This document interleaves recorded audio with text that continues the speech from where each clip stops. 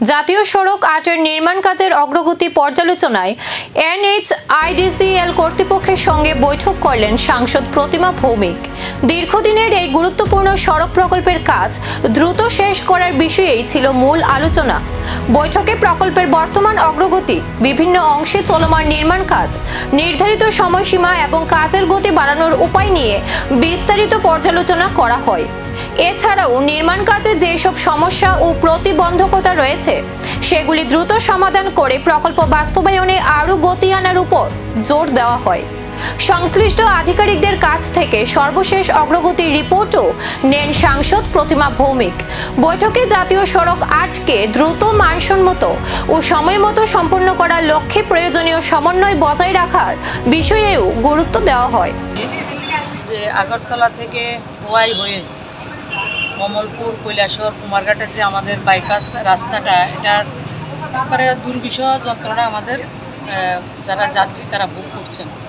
তো এটার জন্য বিভিন্ন ধরনের অসুবিধার সম্মুখীন আমাদের রাজ্যের যারা প্যাসেঞ্জার, সুদী নাগরিক থেকে সবাই এটাকে সমস্যা তৈরি হয়েছে এবং রাস্তাটার অবস্থা আমরা যেটা দেখেছি খুবই খারাপ।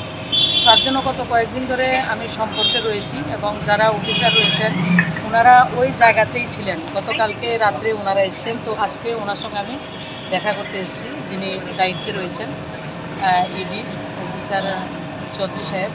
তো কথাটা যেটা হয়েছে, খোয়াই এবং আগরতলা পর্যন্ত যে জায়গাটা সেটা হচ্ছে 137 কিলোমিটার। কৈলাসহর যেটা আমাদের রাস্তাটা, বাইপাস রাস্তাটা যেটা হেজামারা হয়ে সুবলসিং হয়ে গেছে, তো এর মধ্যে টোটাল 32 কিলোমিটার রাস্তার অবস্থা খুবই খারাপ।